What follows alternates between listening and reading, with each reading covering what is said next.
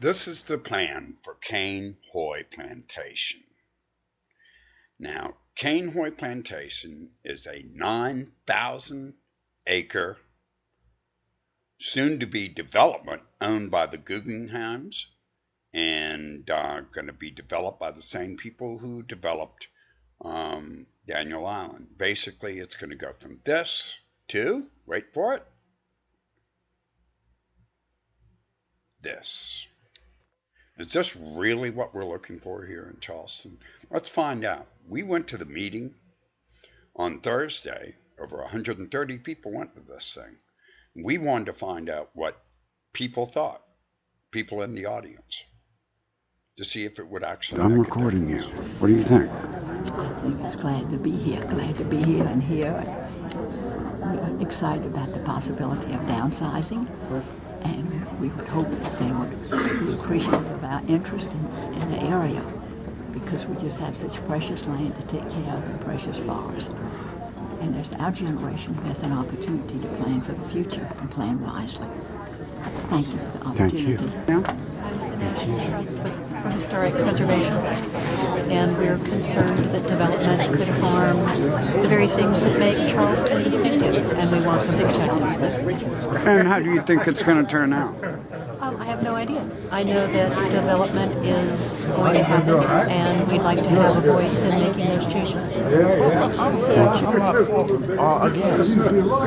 It's just that we want to know what's going on. We want to know what's happening. We just want to know what's going on.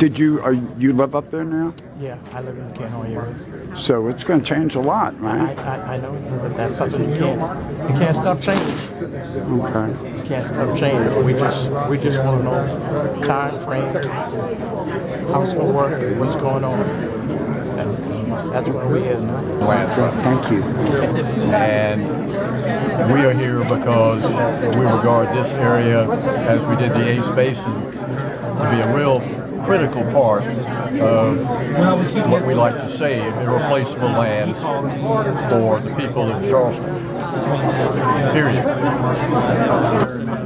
Executive Director of the Preservation Society of Charleston, and we've taken a position that this Cane Hoy Master Plan should be opposed at this evening's Planning Commission meeting so that it can be reconsidered, and all of our concerns about historic preservation issues, density and development, the impacts in surrounding areas can be addressed. And we think that the community should take up the offer of Mepcanabbee to have a Cooper River Forum and come to terms with what's proposed and get all the parties involved to come to agreement on a plan that would allow for us to protect the cultural and ecological and historic resources.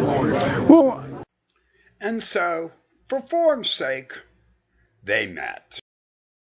On February 8th, an item appeared in the Post and Courier, which read, "The Charleston Planning Commission's disappointing endorsement of plans to develop Cane Hoy Plantation might have been its most half-hearted ever.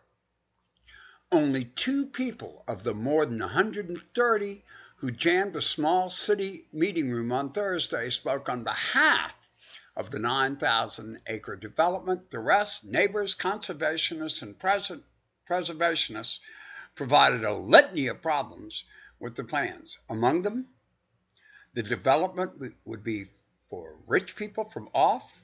People in the community couldn't afford to buy there. The plan is vague. It's unclear how the developers will protect historic sites, as they have promised to do, and it's even unclear where those sites are. The huge development will overwhelm neighborhoods like Jack Primus, Wando, and UG, which have long and proud histories. The developers have not mentioned wanting to protect the longleaf pine trees on the property.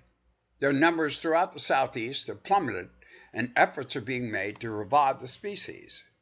Developers speak proudly of how Cane Hoy Plantation will be executed following the same principles used for Daniel's Island, but neighbors and others say they don't want a disaster like Daniel Island. And one other thing that I think people are kind of ignoring, a representative BP whose plant is a neighbor of the Cane Hoy Plantation said that no one contacted the company to see if it's even appropriate for people to live so closely by, which makes a lot of sense. Good chemical explosion. I don't know whether anyone remembers the explosion at Albright and Wilson many years ago, but this is a disaster waiting to happen. And for what? Money. Well, at least soon, when the Planning Commission decides to ignore people's wishes, they'll have a much bigger place to do it in. I will say quickly that the Gilliard building that we are building will have city offices and will have a nice big room for meetings like this starting in April of 2015. So we won't have such cramped quarters. So very soon, this will become this. And you have only the Planning Commission of Charleston, Tim Keene, and Mayor Riley to thank.